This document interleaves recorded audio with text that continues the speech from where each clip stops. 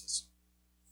하나님께서 찬양과 또 우리 모두가 올려드리는 예배가 하나님께 온전하게 드려지고 또 드리는 여러분들 마음 가운데에도 기쁨과 평안의 은총이 넘치는 복된 한 시간 될 수 있기를 기대합니다. 제가 책장에 보면은 십자가를 이렇게 하나씩 이렇게 모아두고 있습니다. 이 십자가를 모으기 시작한 게 어느 분을 좀 이렇게 만나게 되면서부터 저도 십자가를 좀 모아야 되겠다라고 하는 그런 감동이 생겼었는데, 물론 모아놓으면 또 누가 좀 이렇게 자꾸 들여다보시더라고요. 그래서 그냥 드리고 하다 보니까 지금은 십자가가 그렇게 많이 없습니다만, 제가 만난 분 가운데 강민규 목사님이신데 송병구 목사님이라는 분이세요. 저분이신데요. 이분을 알게 된 게 제 사랑의 집수리 때문에 알게 됐어요.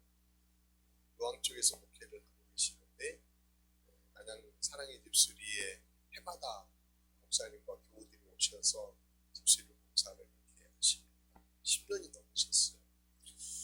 근데 저분이 십자가 모으는 데에는 우리나라에서는 가장 많이 이렇게 으뜸을 이렇게 모으시는 분이었어요. 30년 동안 십자가를 수집하고 또 전시하고 또 감동을 이렇게 성도들과 함께 나누고 계십니다. 모아놓은 십자가를 저 고촌 감리교회라고 하는 곳에 이렇게 전시하면서 전시하고 있고, 본인의 색동교회라고 하는 교회 목회하고 계십니다. 십자가는 고촌 감리교회에 이렇게 전시하고 계십니다. 송병구 목사님이 책을 하나 쓰셨어요. 제 책을 하나 들고 계시는데, 쉽게 쓴 십자가 이야기. 저 책을 쓰시고 나서 인터뷰 하시면서 인터뷰 가운데 목사님 이런 말씀을 하시더라고요. 자신에게 이렇게 감동이 온다는 거예요. 십자가를 이렇게 모으고 또 십자가 앞에 서면은 평안하냐? 이렇게 묻는 어떤 느낌이 있다는 거예요. 그래서 평안하냐 하고 십자가는 늘 제게 묻지요. 그런 말씀이십니다. 목사님 본래 1985년도에 저쪽 문수산, 김포 문수산에 자락에다가 교회를 개척을 하셨는데, 그 지역이 북한하고 접경 지역이에요. 그래서 매일 아침 밤늦은 시간에도 대남방송, 대북방송 굉장히 많이 불편하시더래요. 그래서 이게 좀 없어졌으면 좋겠다라고 하는 그런 마음으로 뒷산에 올라가서 물풀에 나무 가지고 십자가를 만들고요. 또 철조망에 떨어진 조각들 가지고 십자가 만들고, 그렇게 만들기 시작하고 그러면서 십자가를 굉장히 많이 사랑하게 됐다는 거예요. 본격적으로는 1995년도에 독일 한인교회를 이렇게 담임하게 되셨는데, 독일에 가보니까 유럽의 교회들이 가톨릭만 있는 게 아니잖아요. 다양한 기독교 종파들이 있더라고요. 천주교, 개신교, 정교회, kop트교 이런 다양한 기독교 교파가 존재하는 것을 보면서 교파마다 다양한 십자가가 존재하더라고요. 그러니까 십자가 그러면은 매번 예배당에 오셔서 보시는 이런 십자가 모양이 아니라 각 교파마다 교파의 DNA를 담은 그런 십자가들이 있더라라고 하는 것을 보면서 교파를 알려고 하면은 십자가를 연구하면 되겠구나. 그래서 십자가를 이렇게 모으기 시작했다는 거예요.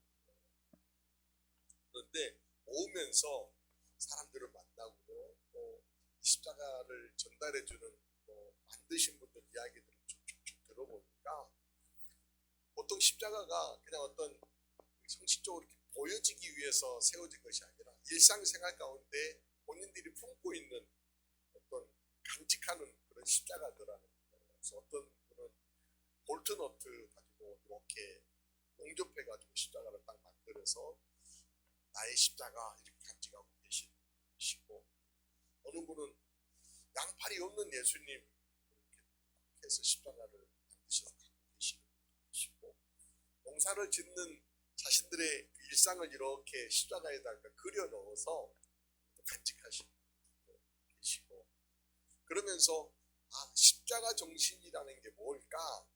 라고 하는 십자가 정신의 재발견을 하게 되었다라고 목사님 말씀하시죠. 그러니까 십자가는 어떤 장식물로서 존재하는 것이 아니라 일상생활 가운데에서 끊임없이 만나고 소통하고 말 걸어오는 그런 감동을 목사님 받으셨다. 그래서 목사님도 십자가 수집하다 보니까 저기 화면에 있는 것처럼 평안하느냐라고 십자가가 자신에게 말 걸어오더라고 그런 얘기하십니다. 여러분들에게 십자가는 어떤 의미가 있나요? 십자가. 여러분들은 나의 십자가라고 해서 이렇게 좀 가지고 계시는, 제가 언젠가 한번 여러분들에게 송병구 목사 영향을 받은 거예요. 그래서 선 십자가, 기도 십자가 이렇게 해서 이름도 새겨드리고 나의 십자가도 한번 간직해 봅시다 라고 그런 의미로 여러분께 나눴었는데, 십자가, 나에게 십자가는 어떤 의미고 내가 지고 있는 이 십자가를 나에게 질문하고 있고 나는 또 십자가를 향해서 묻고 구하고 있는지 라고 하는 겁니다. 십자가 여러분들에게 묻습니까? 잘하냐? 괜찮으냐? 무슨 일 없니? 힘내자? 이런 어떤 물음들이 여러분들에게 들려오십니까? 저는 여러분들에게 여러분들이 간직한 개인의 십자가이든지 혹은 목에다가 걸으실 수도 있고 차에 어떤 장식물로 가지고 있을 수 있고 기도하며 붙들고 하시는 것도 있을 수 있고, 오늘 예배 드리시면서 제 뒤편에 있는 십자가를 바라보시면서 여러분들에게 그 십자가가 좀 묻고 또 여러분들이 구하고 그런 어떤 관계를 맺어가는 소통해 가는 어떤 그런 은혜가 좀 있었으면 좋겠습니다. 그런 의미에서 오늘 종료질 맞이하면서 십자가 앞에 서기를 요청하며 말씀을 나눠보려고 합니다. 성도들에게 십자가는 그저 두 개의 직선이 겹쳐진 단순한 모양이 아니죠. 우리에게 십자가는 예수님께서 희생의 제물이 되어주시고 우리의 죄를 속하기 위해서 대신 져주신 어떤 상징물로서 우리는 간직하고 있습니다. 그래서 어떤 이들은 핍박의 바람이 불어올 적에 저 십자가를 밟고 지나가, 그러면 너 목숨 살려줄게 라고 하지만은 그 십자가를 밟고 지나갈 수 없어서 순교를 당하는 그런 이야기들도 우리가 듣습니다. 믿는 이들에게 십자가는요 마치 예수님과 같은 분으로 다가오고요, 하나님의 형상이 없으시어서 우리가 볼 수 없어서 그렇지만은 뭔가 하나님의 임재에 하나님 우리에게 사랑을 베풀어 주시는 한 어떤 상징물로서 우리가 십자가를 보고 있습니다. 믿지 않는 이들에게 십자가는요 다른 의미겠지요. 오늘 본문에도 보면은 유대인들은 꺼리는 것이다 라고 하는 그런 말씀이 나오죠. 유대인에게 꺼리는 이유가 있어요. 그 이유는 신명기 21장 23절을 통해서 우리가 답을 찾을 수 있는데, 신명기에요 모세를 통해 주신 하나님 말씀 가운데 하나님 이런 말씀하십니다. 그 시체를 나무에 밤새도록 두지 말고 그 날에 장사하여 내 하나님 여호와께서 내게 기업으로 주시는 땅을 더럽히지 말라. 나무에 달린 자는 하나님께 저주를 받았습니다. 이 말씀 때문에 유대인들에게 있어서 나무에 달린 자는 저주받은 자이다라고 하는 그런 생각이 있어요. 그렇기 때문에 유대인들에게 있어서 십자가는 저주와 수치의 상징입니다. 꺼리는 것이다 라고 그렇게 표현하는 게 맞지요. 이방인들에게 있어서 그러면 또 십자가는 어떤 의미가 있을까요?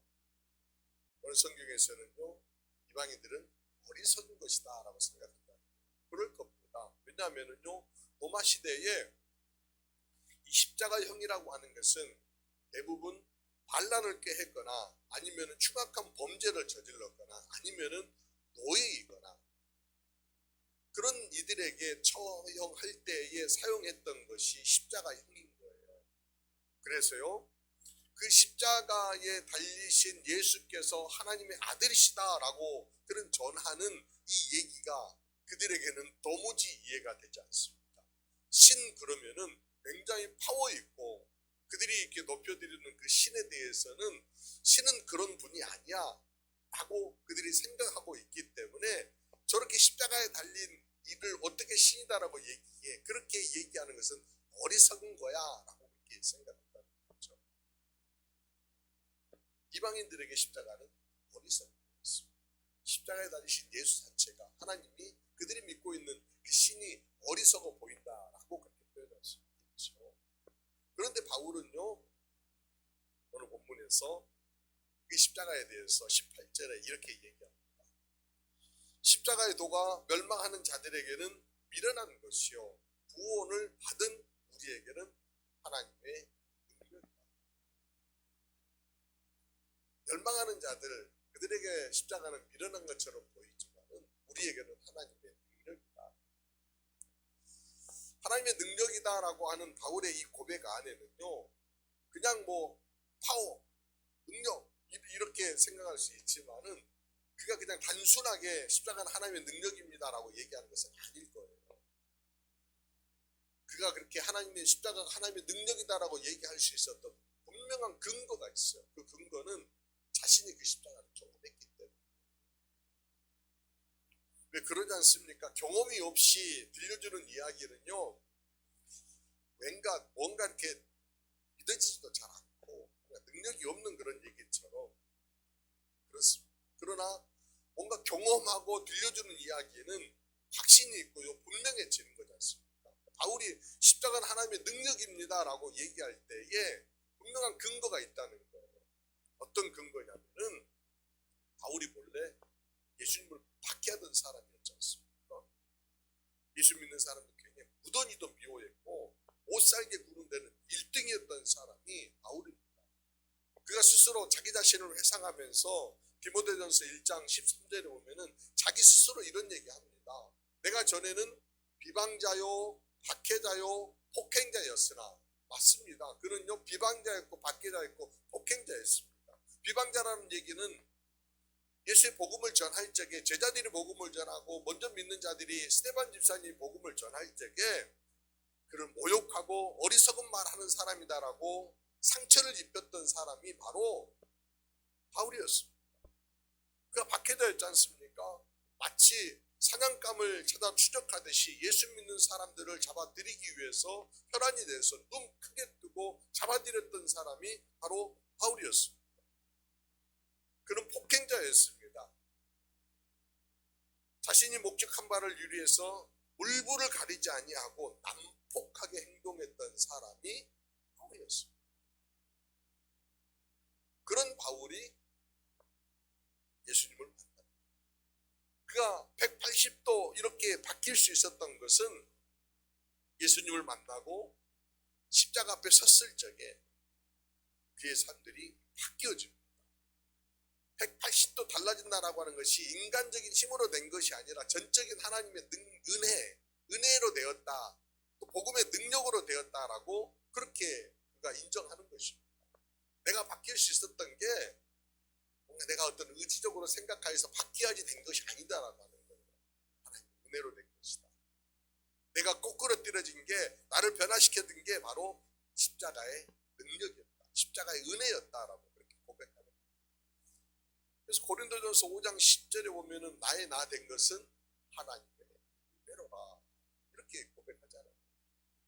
하나님의 은혜가 아니었다고 하면은 그 십자가가 아니었다라고 하면은 복음이 아니었다라고 하면은 나는 이렇게 변화될 수 없었다라고 하는 거죠. 그러므로 십자가는 나에게 능력이다 하고 그러면서 바울이요 고린도전서 2장 2절에 보면은 이런 선언을 합니다. 함께 여러분 읽어볼까요? 시작. 내가 너희 중에서 예수 그리스도와 그가 십자가에 못 박힌 것 외에는 아무것도 알지 아니하기로 작정하였습니다. 예수 그리스도와 그가 못 박힌 십자가에는 그 어떤 것도 자신의 인생에서 중요하지 않다라고 하는 그런 선언. 예수 그리스도의 그 십자가만을 알기로 다짐하고 예수 그리스도의 십자가만을 자랑하고 한평생 내가 예수 그리스도의 십자가를 품고 살아내겠다, 한평생 내가 예수 그리스도 십자가 앞에 서서 살아내겠다라고 하는 그런 선언이죠. 그래서 늘 살아낼 때마다 아마 십자가 앞에 서 있기를 주저하지 않고 날마다 십자가 앞에 섰던 그런 사람 아니었을까 생각합니다. 이번 주간에 아는 목사님 한 분이 그 독서 이렇게 교우들과 함께 나누는 일일 한 주간에 함께 나눌 책 이야기들을 좀 소개하는 유튜브 영상을 저에게 좀 보내주셨어요. 그 영상 하나가 뭐였냐면은 맥스 루케이도 목사님이 소개한 예수가 선택한 십자가라고 하는 저 책을 소개해 주셨는데, 저도 그래서 아직 읽지는 못했습니다. 근데 이제 목사님이 들려주는 그 책 이야기를 쭉 이렇게 들으면서 굉장히 감동이 되고 좋더라고요. 그래서 저도 여러분들과 잠깐 함께 나눠보려고. 예수가 선택한 십자가에 보면은 맥스 루케이도라고 하는 목사님이 쓰신 책 가운데 이 책이 어떻게 쓰여졌냐면은 예수님이 십자가에 돌아가신 이유가 도대체 뭐일까라고 하는 목사님의 어떤 물음에서부터 이 책에 이제 이렇게 서론이 시작이 됩니다. 질문에서부터 시작하여서 스토리텔링 기법을 통하여서 예수님이 십자가에 못 박히시던 날, 그날을 이렇게 그날로 우리를 데려가는 거예요. 그러면서 그날 거기에 있었던 뭐 가시면류관 또는 뭐 옷, 죄패, 수의 뭐 이런 것들 하나하나를 이렇게 이제 묘사하면서 만나게 하는 그런 이야기들로 전개가 됩니다. 맥스 루케이도 목사님이 그런 얘기예요. 예수님이 우리에게 주신 십자가는 바로 우리에게 주신 선물이다, 이런 표현하더라고요. 선물의 의미들을 하나하나 좀 알아가 보십시다라고 하는 그런 의미를 하면서 책을 전개해 나아가십니다. 그런데 이 책 가운데에 이런 얘기 하나 더 쓰십니다. 이 모든 일들, 그러니까 십자가에 담긴 의미들을 뚜렷하게 새겨져 있다라고 하는데, 이 모든 일이 다름 아닌 보잘것없는 나를 위해 하신 일임을 깨달을 때 나와 상관없이 여겨졌던 그 날의 이야기가 나를 위한 사랑의 이야기로 다가옵니다. 이렇게 소개해요. 근데 뭐 그 사랑의 이야기들을 좀 나누려고 하면은 멀리 있는 그런 주님으로가 아니라, 멀리 있는 십자가가 아니라 마치 내 앞에 그 십자가를 다 모셔 놓았을 적에 그 사랑의 이야기가 진하게 서로에게 전달되고 느껴지지 않을까 그런 생각하죠. 그런 의미에서 저는요, 주님 우리에게 주신 선물 그 십자가를 이렇게 한번 앞에 놓고 이 십자가가 나에게 어떤 의미가 있는지 다시 한번 되새겨 봤으면 좋겠습니다. 저는요, 이 십자가를 묵상하면서 두 가지 의미가 저에게 좀 다가왔었습니다. 첫 번째는 뭐냐면은 십자가를 보면서 나를 보게 되었습니다. 그렇습니다. 십자가 앞에 설 때 우리는요, 자신을 보게 됩니다. 나를. 고린도전서 15장 31절 바울이 그런 얘기하잖아요. 형제들아, 내가 그리스도 예수 우리 주 안에서 가진 바 너희에 대한 나의 자랑을 두고 단언하노니 나는 날마다 죽노라. 왜 바울이 날마다 죽는다라고 이렇게 표현했을까? 아마 자기 자신을 이렇게 비춰보았을 적에, 십자가를 비춰보았을 적에 그가 그렇게 얘기했던 것처럼 비방자였고 박해자였고 폭행자였다라고 하는 과거 이야기도 끝나는 것이 아니라 과거 그랬다라고 인정했잖아요. 그런데 현재 날마다 그걸 내 앞에 놓고 보니까 다시 한번 깨달아진다는 거예요. 옛사람의 모습이요, 불쑥불쑥 나오고 있는 나를 발견한다는 거예요. 남들 앞에서는 경건한 척하고 남들 앞에서는 뭔가 자랑거리를 막 드러내고 그러는데, 왠지 십자가 앞에 딱 서면은 내가 위선적인 존재이고 여전히 죄악에 물들어 있으며 여전히 흔들리고 있는 존재이다라고 하는 것들을 깨닫게 된다라고 하는 거예요. 그런 의미에서 바울은요, 나는 날마다 죽노라. 어디에 죽어요? 십자가 앞에서 날마다 죽노라 그렇게 얘기하지 않았을까요? 저도 아마 그런 의미에서 제가 정말 목회를 열심히 한다라고 나름대로는 생각하는데, 때로는 십자가 앞에 설 때 왜 이렇게 게으르니? 왜 이렇게 부족함이 넘쳐나니? 왜 이렇게 못나니? 왜 죄와 타협하니? 라고 하는 그런 생각들이 불뚝불뚝 든다라고 하는 거예요. 그러므로 우리가 십자가 앞에 설 적에 먼저 나 자신을 보게 된다라고 하는 그런 은혜가 있는 것 같습니다. 엑스 누케이도 목사님의 그 내용 가운데 지금도 우리에게 모든 것을 아낌없이 주시는 십자가 앞에 때로는요 내가 정말 내려놓아야 된다라고 하는 그런 말씀을 하시거든요. 고통, 아픔 이런 것만 쓰레기만 내려놓는 것이 아니라 나쁜 순간 내가 정말 내가 감당하지 못했던 것도 내려놓고 내가 정말 행복하게 살아내면서 주님의 은혜였다라고 하는 것들도 내려놓고 모든 것들을 주님 앞에 내려놓는 그런 시간들을 가져야 된다. 근데 여러분들 십자가 앞에 뭘 내려놓습니까? 내 짐만 내려놓잖아요. 주님이 그러셨으니까 주님 그러시죠. 수고하고 무거운 짐지자들아 다 내게로 오라라고 했으니까 주님 앞에는 내가 짐만 내려놓고 있거든요. 그런 나를 발견하게 되는 거예요. 내가 정말 주님 앞에 좋은 걸 좀 내려놓고 싶은데 기쁨과 감사와 살아낸 아름다운 흔적들을 좀 내려놓고 싶은데 그러지 못하고 있는 나를 발견하게 된다. 사랑하는 여러분, 십자가 앞에서 여러분들이 모든 것들을 내려놨으면 좋겠어요. 안 좋은 것도 좋아요. 그러나 여러분들 살아내면서 정말 행복하고 좋았고 부족하지만은 기쁨과 감사로 살아냈던 살아낸 흔적들을 주님 앞에 내려놓으시며 나를 볼 수 있었으면 좋겠다라고 하는 생각이 들어요. 또 하나 두 번째는요, 십자가 앞에 설 적에 나를 향한 주님의 사랑을 보게 됩니다. 새기게 됩니다. 여러분 사랑 그러니까 사랑이라고 하는 것이 굉장히 추상적 단어입니다. 추상적 단어이기 때문에 헬라 사람들이 십자가를 믿지 못하는 이유 중에 하나가 논리적이지 않다라고 하는 것 때문에 그렇습니다. 왜 하나님이 인간이 되셨으며 왜 신이 죽어야 돼? 라고 하는 이게 십자가 사건은 굉장히 불합리한 사건이라고 합니다. 신은 힘을 휘두르고 인간을 이렇게 딱 통제하는 그런 역할로서의 신이지 아무리 생각해도 신이 죽었다? 그것도 인간을 위해서 신이 죽었다라고 하는 것은 이해가 안 된다라고 합니다. 근데 여러분들 그러면서 하나님 나를 사랑하셨다라고 하는 이 명제가 이해가 되십니까? 사랑이라고 하는 것들이 참 추상적이기 때문에 예전에 연애할 적에도 아마 그랬어요. 사랑한다고 고백하면 사랑만 증명해봐. 저 하늘에 있는 저 달에 별을 한번 따와봐. 달을 따와봐. 그러면 내가 믿을게. 이런 얘기도 우스갯소리로 얘기하지만은 사랑이라고 하는 것들을 뭔가 증명한다라고 하는 것들이 굉장히 어렵습니다. 내가 너 사랑해. 상대에게 말합니다. 왜 사랑해? 왜 사랑하는지를 다 한번 이유를 찾아보십시오. 네가 이뻐서, 네가 가진 것이 있어서 어떤 것들을 사랑한다고 막 설명한다고 해서 사랑한다라고 하는 것이 사랑하는구나라고 하는 것으로 딱 정리가 되나요? 대부분은 사랑을 얘기할 적에 사랑해라고 하는 것들을 정명하지 않고 그냥이라고 하는 말로 사랑해 얘기합니다.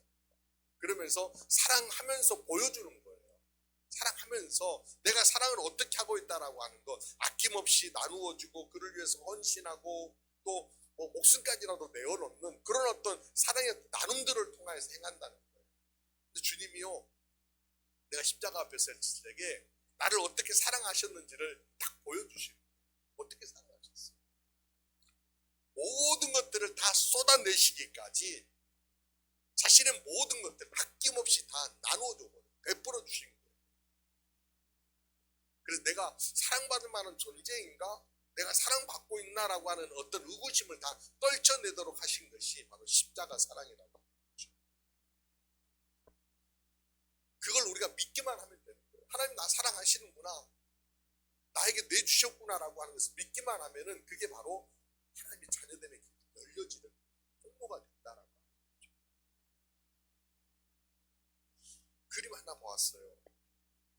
스페인 출신의 초현실주의 화가인 살바도르 달리라고 하는 사람이 있어요. 십자가 처형이라고 하는 그림이고요. 저 그림 잠깐 한번 봐보세요. 굉장히 좀 특이하죠. 큐브로 이렇게 있습니다. 매달려 있는 그런 모습입니다. 밑에 누군가 이렇게 십자가 밑에 누가 무릎을 꿇고 서 있습니다. 근데 이제 그 살바도르 달리는 보통 성경에는 십자가 아래에 있는 사람이 누구입니까? 마리아와 막달라 마리와 사랑하는 제자 요한 뭐 이렇게 우리가 이제 다 알고 있고요. 뭐 백부장도 서 있었다 뭐 이런 얘기하죠. 그런데 난리는 거기에다가 자신의 그 아내 갈라라고 하는 아내를 이렇게 세워뒀다라고 그렇게 얘기를 해요. 또 음악 미술 평론가들이 갈라는 아닌 것 같고 다른 사람일 수도 있다 그런 추측들을 해요. 왜냐하면은 저희 보면은 옷을 입었는데 노란색 옷을 입었죠. 노란색이라고 하는 것은 배신을 상징하는 색깔이에요. 그래서 아마 배신을 상징하는 노란색이니까 저기에 서 있는 사람은 가론 유다일 것이다 라고 하는 그런 추측도 한다고 해요. 여하튼 뭐 하가가 가론 유다를 세워놨는지 갈라를 세워놨는지 뭐 하가에 가서 물어봐야 되겠지만 우리가 느끼는 감동, 저는 이 그림을 보면서 가론 유다일 수도 있겠구나. 그러면 가론 유다를 왜 세워놓았을까 또 이렇게 묻게 되잖아요. 가론 유다를 왜 작가는 세워놓았을까? 어떤 마음으로 세워놓았을까? 주님의 마음을 한번 이렇게 좀 새겨보았으면 좋겠다라고 하는 생각이 드는데, 보통 가론 유다 그러면 배신의 아이콘 이렇게만 생각하잖아요. 그래서 차라리 나지 않았으면 좋았을 뻔한 사람 이렇게 생각할 수도 있지만은 조금 더 폭넓게 하나님은 그러면 가론 유다를 용서하셨을까? 하나님은 가론 유다를 사랑하셨을까? 라고 하는 그런 퀘스천, 질문이 이렇게 들어지더라고요. 그래서 조금 억지스러울 수도 있겠지만은 하나님은 가론 유다마저도 그 십자가 앞에 세워두기를 원하시는 거 아닐까라고 하는, 작가는 그런 의도가 아니었을까라고 하는 그런 생각이 들어지더라고요. 주님이 십자가를 위해서 달려서 구원을 이루어내실 적에 어떤 구분하여서 누구만을 구원하겠다라고 구분하여서 십자가를 지신 것은 아니시잖아요. 모든 이들을 위하여서 십자가를 지셨기 때문에 그 모든이라고 하는 단어 안에는 배신자이든 돌을 들어 던지는 이든 침을 뱉고 조롱하는 이든 창을 들어서 예수님의 옆구리를 찌르는 이든 주님은요 사랑의 은혜를 그들 가운데도 흘려보내고 계실 것이다라고 하는 그런 감동. 그래서 그 앞에 섰을 적에 사랑이 내게 흘러보내지 않습니다. 그렇습니다. 십자가 옆에 서서 주님의 사랑을 기대한다라고 할 적에 누구도 구별하지 아니하고 아무리 못났고 죄악투성이 있다 할지라도 십자가 앞에 서기만 하면은 주님은요 죄악을 용서하시고 사랑해 주신다라고 하는 것을 알게 될 것입니다. 그 사랑이 말로만 전해진 사랑이 아니라 일부만 나누는 사랑이 아니라 하나님의 모든 것을 쏟아부어 직접 사랑하여 주시는 그 사랑을 보게 될 것입니다. 바로 사랑의 증거, 사랑 확인하는 그런 시간이 십자가 앞에 섰을 적에 누리는 은혜인 것입니다. 그리고 듣게 되는 것이죠. 내가 너를 사랑한다. 강하고 담대하라. 두려워하지 말라. 놀라지 말라.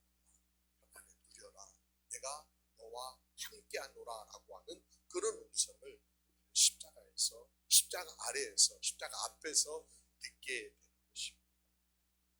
사랑하는 여러분, 한 주간 동안 우리는 또 십자가의 의미들을 따라서 고난주간 기도회를 여러분과 나누려고 합니다. 하나하나 챕터들을 지금 준비해 나가고 있는데요. 그 십자가를 통해서 여러분들이 좀 나 자신을 좀 비춰볼 수 있고 주님이 들려주시는 음성을 좀 따라서 새기는 은혜의 자리가 될 수 있기를 바랍니다. 그 자리로 여러분들을 초청합니다. 고난주간 십자가에서 자신을 성찰하고 하나님의 사랑을 마음 깊숙하게 새겨내는 은혜의 한 주간이 되어지시기를 주님의 이름으로 축원드립니다. 기도드리시겠습니다. 십자가에서 모든 것을 쏟아내시며 우리를 구원하시고 사랑을 보여주신 주님, 주님이 주신 십자가의 선물을 받아 누린 우리가 다시 그 십자가 앞에 서기를 원합니다. 그 십자가 앞에서 자신을 돌아보며 마음과 몸을 추스리게 하시고 바울에게 십자가가 능력이 되었듯이 나의 삶에도 십자가가 능력이 되는 체험을 누리게 하옵소서. 다시 한 번 더 십자가에서 흐르는 주님의 사랑을 내 안에 가득 남는 시간 되게 하옵소서. 그리하여 그 사랑의 힘으로 위로와 소망을 누릴 뿐만 아니라 그 사랑을 이 땅에 흐르도록 복의 통로, 사랑의 통로가 되게 하여 주옵소서. 나에게 흐른 주님의 사랑이 나를 거듭나게 하여 새 생명을 누리게 하셨듯이 이 땅 가운데에도 생명 살림의 도구로 우리 모두가 귀하게 소중하게 쓰임받게 하옵소서. 주님 다스려 주시고 큰 은혜 더하여 주시는 한 주간으로 이끌어 주실 걸 믿사옵고 예수님의 귀하신 이름으로 기도드리옵나이다. 아멘.